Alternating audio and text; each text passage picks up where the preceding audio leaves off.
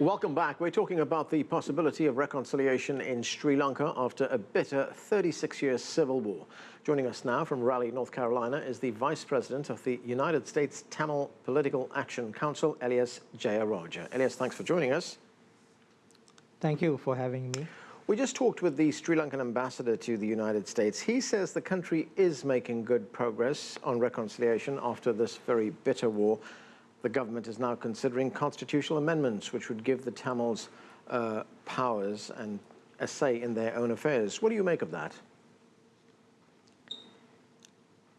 I acknowledge that since the formation of this current government that was overwhelmingly voted for by the Tamils and other minorities, there is a change in mood, and there is at least there is less oppressive conditions in the Tamil areas and also generally in Sri Lanka. But at the same time, the areas of conflict in the northeast, they are still under heavy militarization. There are some 17 out of the 21 divisions of the military still placed in the Tamil areas, even 7 years after the end of the war. And it is putting a stress on the local community there. And there are existential difficulties due to that. And on top of that, there was, with the help of the US governments, there were successive resolutions brought at the UN Human Rights Council. And last year in September, this resolution 31 was passed as a consensus resolution with the Sri Lankan government. And this consensus resolution obliges Sri Lanka to start a transitional justice process, and that has several aspects to that, including a creation of a special counsel's office, a truth and reconciliation commission, reparations office, and also an office for missing persons. Okay, just one point on the, you say that there is continued militarization in the northern part of the country, in the peninsula where the fighting took place. Yes. Has there been any kind of reconstruction that's taken place or ended 7 years ago?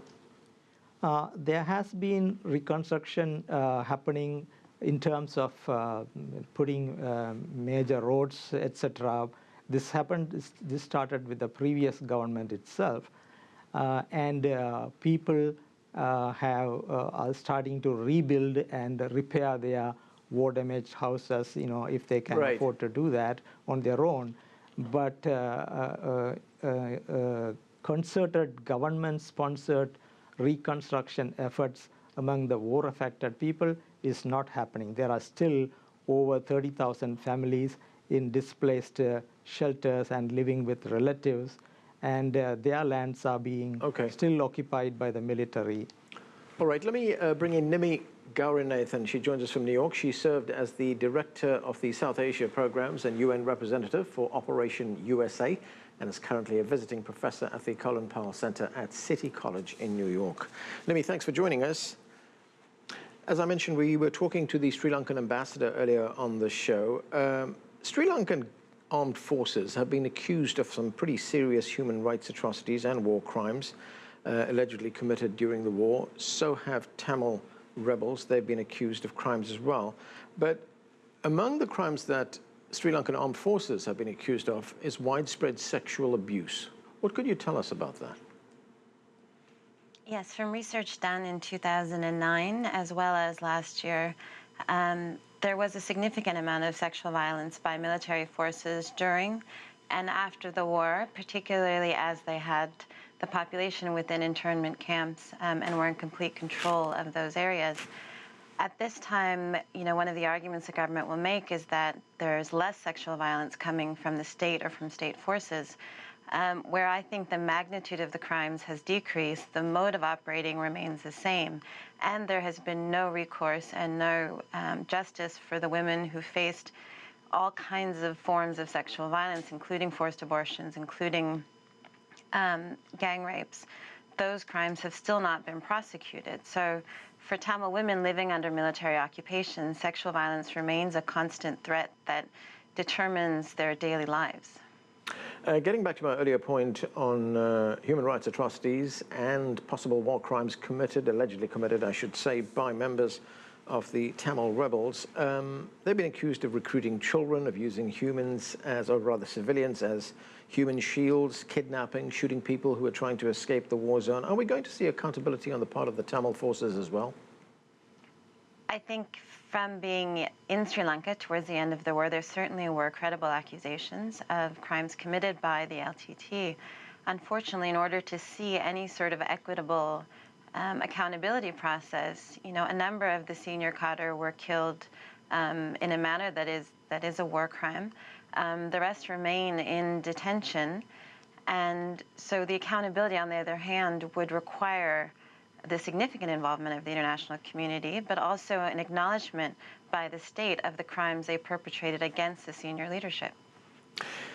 And as far as we are concerned, we are insisting that crimes by every side should be investigated, and that way the proportionality of the crimes committed and the severity of those crimes will also come to light.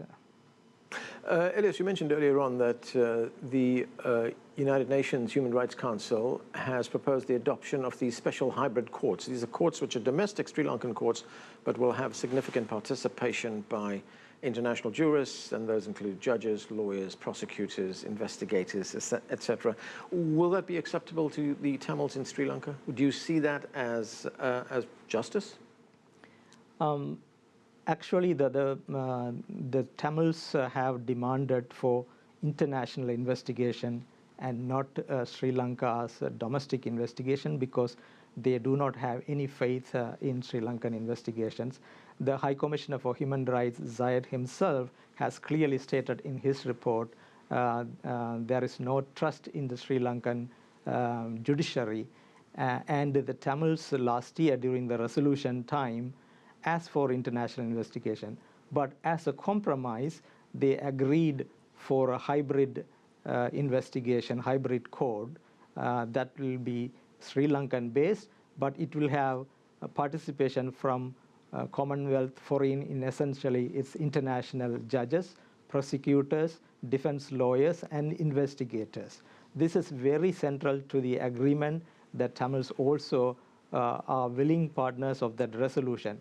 But Right. what has happened since is that the president of Sri Lanka, Sirisena, has distanced himself from that commitment, and he says that there will only be a local inquiry over there and no foreign personnel will be involved.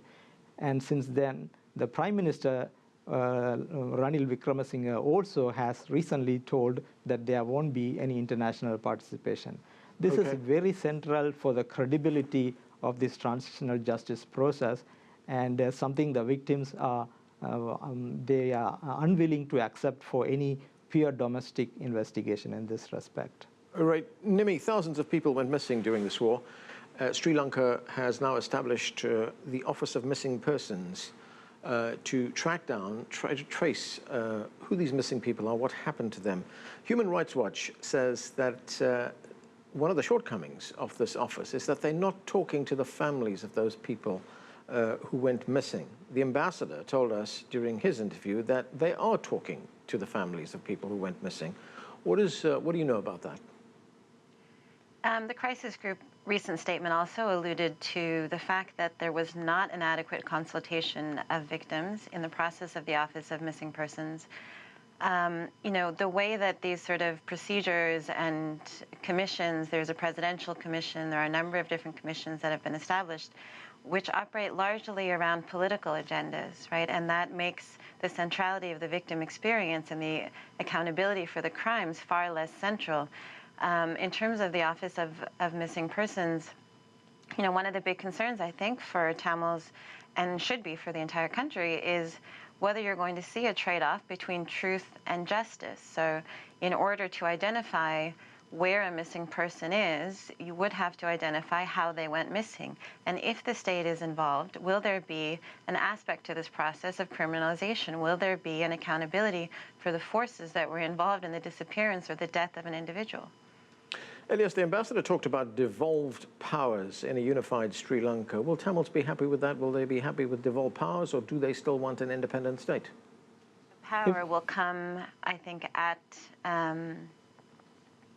in the areas that are the least important to the Tamils. This will not be an actual devolution of political power to areas where the Tamils have an element of governance over their own lives. If this was a serious commitment by the Sri Lankan government, then you would have already seen a complete demilitarization of these areas. If their desire is to relinquish control of these areas, the majority of Tamils still believe they're living under military occupation. Okay. It will take a major shift to go from military occupation to self-governance. Elias, what is your view on that? Yeah, if I can add to it, the devolution of power itself is, is a misleading phrase. What is required is a sharing of power between the Sinhalese and the Tamils, in between the central government and the periphery. And the northern and eastern provinces have been historical habitats for the Tamil people, and it has been acknowledged even by the Indo-Sri Lanka Accord, where the Indian government signed on behalf of the Tamils, merging the northern and eastern provinces. So at least the fundamental demand on a political settlement for the Tamils is right now, in order for them to continue to remain in a united country, not unitary, but a united country, is that there has to be a federal form of government where the northern and eastern provinces should be re-merged and they should have autonomy in those regions. Okay, we're going to have to leave it there. Thanks to both of you for joining us.